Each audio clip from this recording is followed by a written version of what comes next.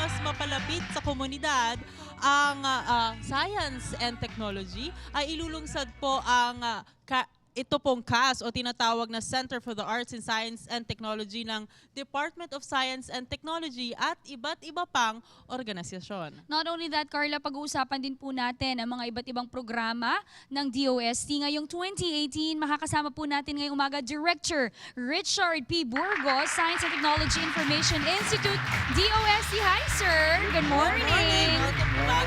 Yes, Bagong Pilipinas, nakakatuwa naman nandito tayo ngayon para pag-usapan ang science and technology. Yes. That's right. Director, to start off, nabanggit ni Carla, pag-uusapan natin yung Center of the Arts in Science and Technology. What is this all about? All right, so this is a new facility that we're setting up. Isa siyang training facility, okay? Kasi alam naman natin ngayon, yung ating visual presentation, kailangan medyo makamillennial na, di ba? Yes. Oo. 50% of the workforce today in the Philippines, medyo millennial na.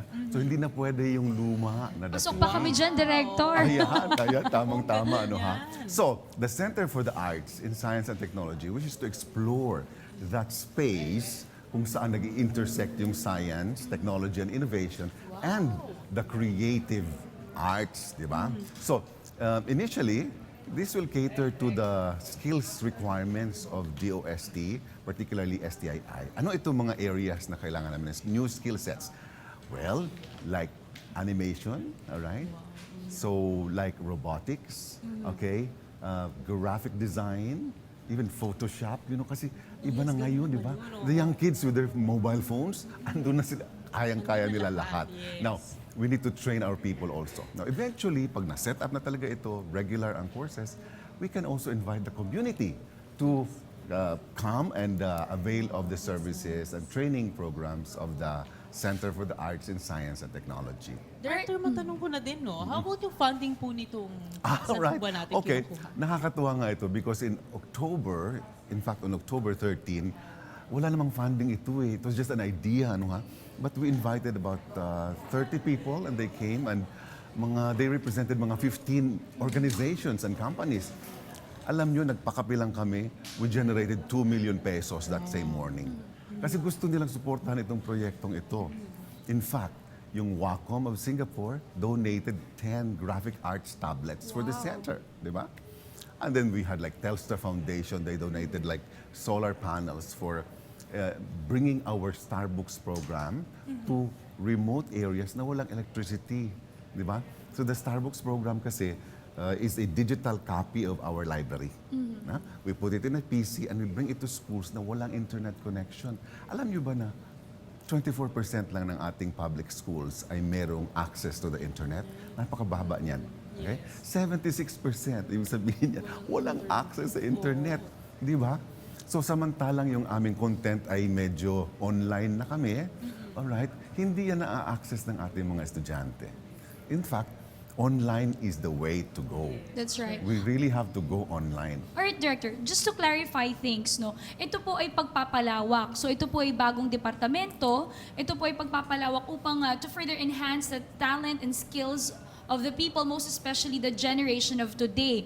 Pero ito po, magagawa po, parang may pilot tayo, ang mga pwede po muna mag-avail ay DOST staff. Tama? Right. So it's a way to prime the process. Parang pilot muna siya and eventually you would open this up to the public. That's When right. are you planning to open up this to the public? All right, so as I said, priming muna kami, di ba? Nasa umpisa pa lang tayo. So, ang unang makinabang dyan, yung mga taga-DOST kasi we cannot talk about something we do not know about, di ba? That's right. So, we want to promote, let's say, animation, skill sets, di ba?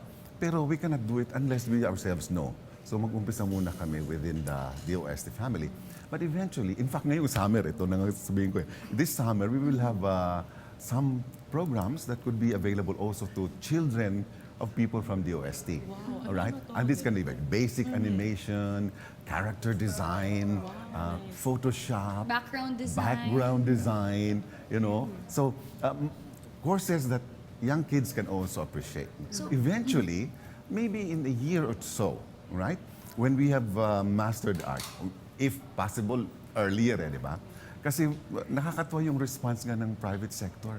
they're willing to come They're in very and help us. supportive. Yes. Oo. Pero Director, bukod sa good news na dala-dala nyo ngayon, no, another good news is you want, parang gusto nyong to create more public awareness about science. That's right. So parang letting the public know what is science all about in a simplified way. So what is this program? Alright, so ngayon kasi ang STII, DOST-STII, my institute, Science and Technology Information Institute, we're responsible for really communicating science for the people. And we got this big program to enable us.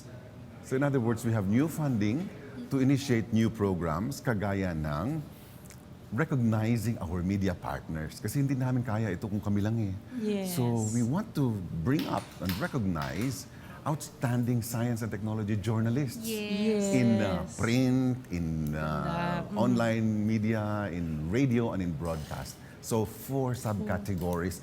Alam mo magkano ang cash prize component ng award na to? 100,000 pesos Wow. for the first prize, di ba? So Okay. malaki-laki na rin siya. Yes, Alright? Director, ito po ba ang bantog na DOST Media Awards? That's right. Tinatawag natin itong bantog, the Science for the People Media Award. So, yeah, we want to recognize people who are helping us. Kasi mahirap yung trabaho na yun.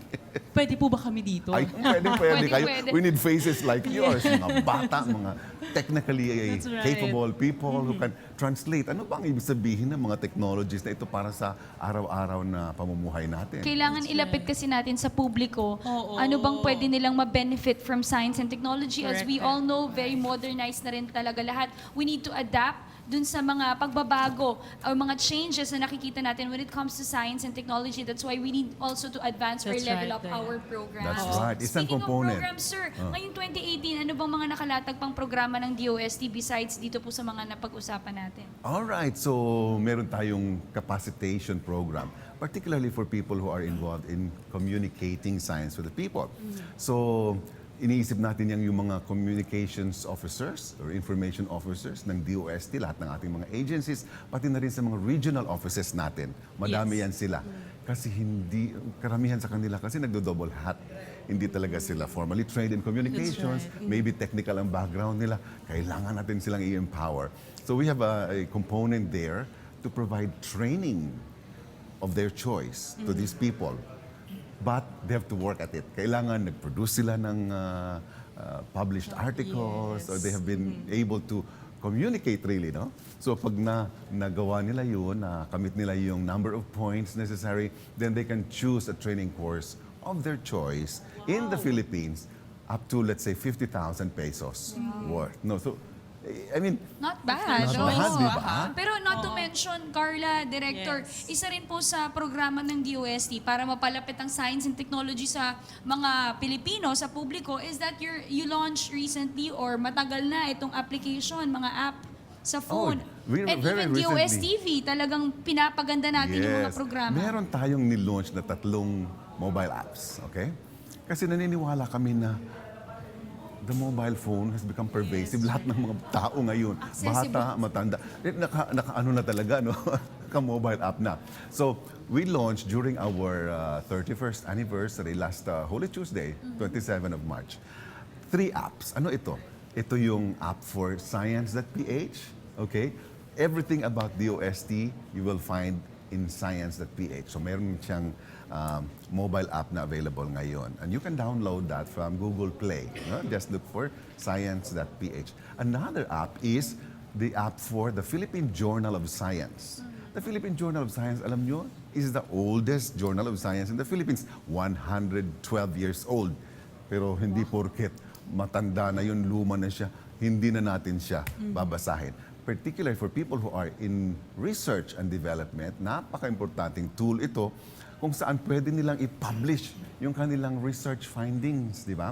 It is an internationally peer-reviewed journal and it is indexed by, let's say, Scopus and all of that. So, for researchers, kailangan nila itong platform na ito. Napakaganda po That lang. is also available on a mobile app. Meron pang isa. Yes, Meron ano pang po yun? isang mobile app na nilaunch natin at ito yung sa DOS TV. DOS-TV. Right. Yes, So, napapanood yan dito.